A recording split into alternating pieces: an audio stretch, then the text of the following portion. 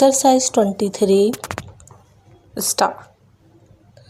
It is at a level where there is a segment of our population which has not been able to benefit from the benefits of that growth process, and therefore when the president's address very enthusiastically mentions phrases of great achievements which have helped those sectors, the hard reality is that that sector is still underprivileged. There is also another segment which is an aspirational India where the aspirations are larger and understandably so, and therefore this mandate also reflects on the government desire and the electorate desire to really perform as far as these areas are concerned. Sir, I had said in the beginning as to what role we intend to play. In any Westminster system, the conventional role of the opposition is to oppose. But in evolving and maturing democracy, this role has also evolved, and therefore, as I said, our principal object when we will be guided by national interest is how to strengthen the country.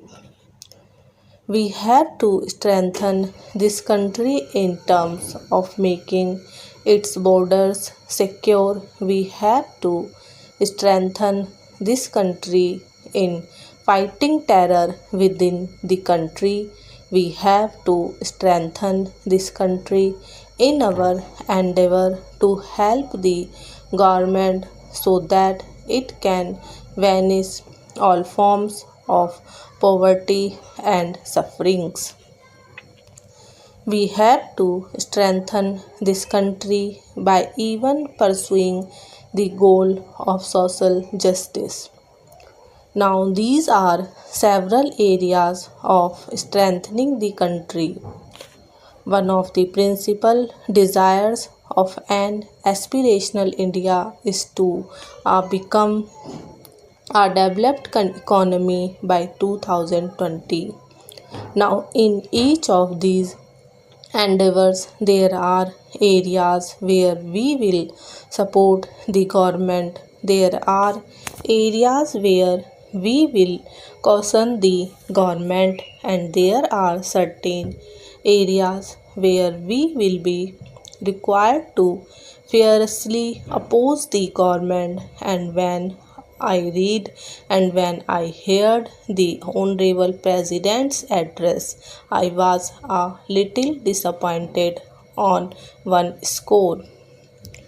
I did expect a mention, an empathetic mention of the manner in which racial attacks are being carried out against persons of the Indian origin in Australia. Now, this is something which is very current and contemporary, and any sensitive government which says with a sense of pride that we have millions of Indians in our diaspora living abroad and living all over the world would have been concerned with the plight of Indian community which is being subjected to such inhuman and racial attacks. I think it is an oversight as far as the address is concerned. When I read the address, I also read my party's manifesto, and I have no hesitation in saying that there are several areas which are of common national cause for the entire political community. Our roads may be different, but the ultimate destination is really the same, and therefore the emphasis which the President's address has given on achieving a high growth and a low inflation, I think, is something on which we will stand solidly behind the government.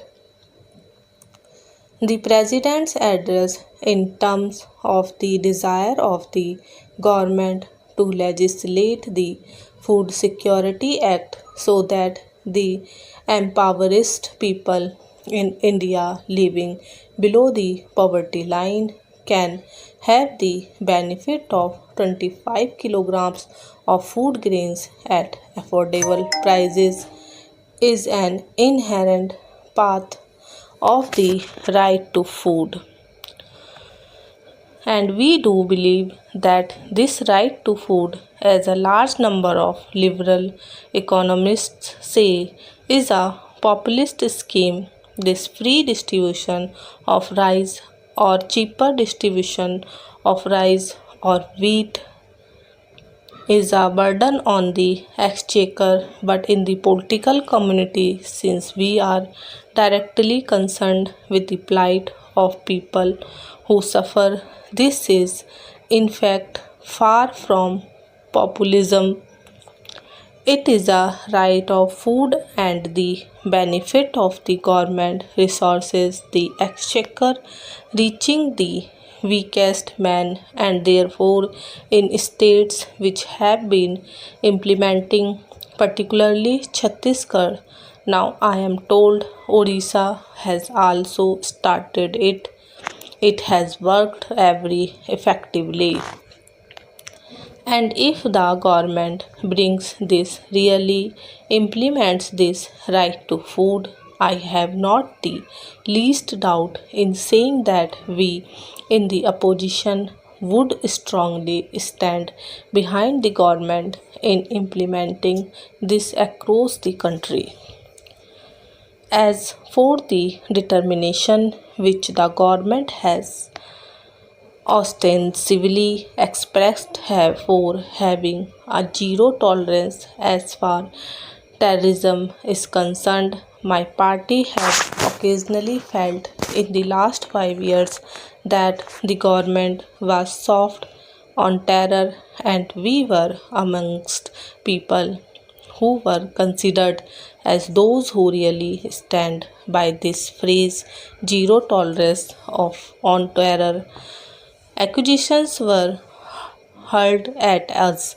I am not going to say for a moment that it is my ideological victory or my party's ideological victory that you have been compelled to use the same language after 26/11 which we have been using. But if the government really effectively implements this zero tolerance towards terror, there is no reason why we will not stand behind the government while this is done.